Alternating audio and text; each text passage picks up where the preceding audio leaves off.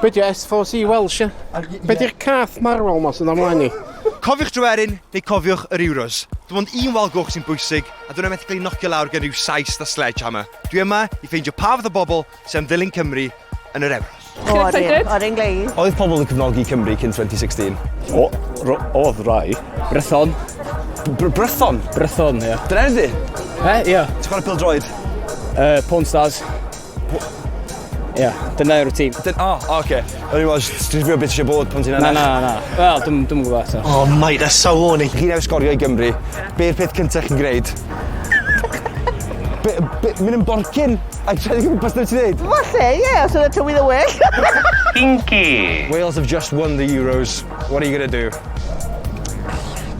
How the duck am I going to tell Flamethrower? I'm not coming home till next week, baby. Be bydd eich ymateb os bydd Cymru'n ennill yr Euros? Neith am digwydd. That's the spirit! Felly, os bydd Cymru'n ennill yr Euros, be bydd y peth cyntaf bych chi'n gwneud? Out with y Prosecco a'r siocled i'r pan bach, de? Nice. Be bydd y peth cyntaf bych chi'n gwneud os bydd Cymru'n ennill yr Euros? Byrstio, sy'n i feddwl. Cymru month annual leave. Dal Covid neu Lloegr ennill Euros? Dal Covid. Pa un fysa ti'n gallu dioddef fwyaf, di'r cwestiwn? Covid, 100%. Covid. A marwolaeth. Covid, obviously. Fydd yr hassles fydd Lloegr yn ennill, fydd ridiculous, bai. Lloegr yn ennill Euros neu gwrando ar Greatest Hits Geraint Lovegreen? Skin Geraint Lovegreen Greatest Hits? No! God, please, no! Cem ddilyn Cymru y flwyddyn yma? Dyd oedd hyn ar y deg, dwi'n dal gair o dy bendi. Be di S4C Welsh, ie? Be di'r cath marwol mas yn amlaen ni? Ond i di gli stopio sticio fe fyny'n rwyd. Sori, dwi'n iawn i ni cyfaliad bach ydych chi? Wel, dwi ar yn ffordd waith.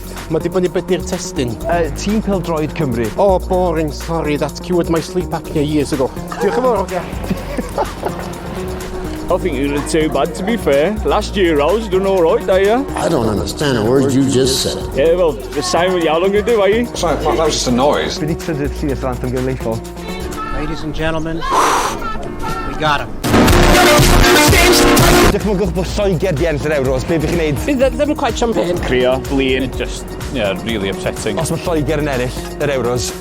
Oh, fucking hell. Bwdi. Meddwi swn i'n dod. Taflu television trwy ffenast. Rock and roll! Ydych chi yn gwybod y trydydd llinell yr anthem genedlaethol? Yndw, gwlad beir a chantorion ein wogion i ofri. Gwad bydd eich antorion un o gyngor fi? Nailed it. Ti'n cael bod yn mynd i fod yn gyfle i Brian Bodonde o Ipswich gael ei mewn? Dwi'n meddwl bod nhw am fynd â pobl sydd wedi chwarae ac sydd wedi dangos bod nhw'n gallu chwarae ac yn siwtio'r steil maen nhw'n chwarae, so dwi'n meddwl... Pa bêl-droedwr bych chi'n gadael eich gwraig chi fynd allan gyda? Fi o Christian Bale fi'n credu. I'm Batman. Ia, oedd yn cael. Eddie Shags Crisps. Does he? Impressive. Oedd mynd i Bordeaux yn 2016, yn anffodus yn lot fwy cyffroes na genedigaeth ym Mhenllyn. Pawb ai 9 i weld yn neud Euros tune. Ti'n mynd i meddwl wneud can, beth yma? Fuck yeah, na, but Jesus Christ. Na, da ni ddim yn neud can Euros bod nhw. Ti gadael boyfriend ti i wneud Cymru? Boyfriend! Pa boyfriend? Mae Steve Arnott wedi cael ei ddewis i tîm Cymru, beth ti'n meddwl am y boi? Na, dwi'n meddwl mae fe'n neis a fi'n credu mae fe'n garedig a mae fe'n person dda am y tîm, felly fi'n pro bod fe'n y tîm nawr. He's a Welsh prodigy. Mother of God, they've both been falsified. Pwy yw'r chwaraewr overrated yn Cymru?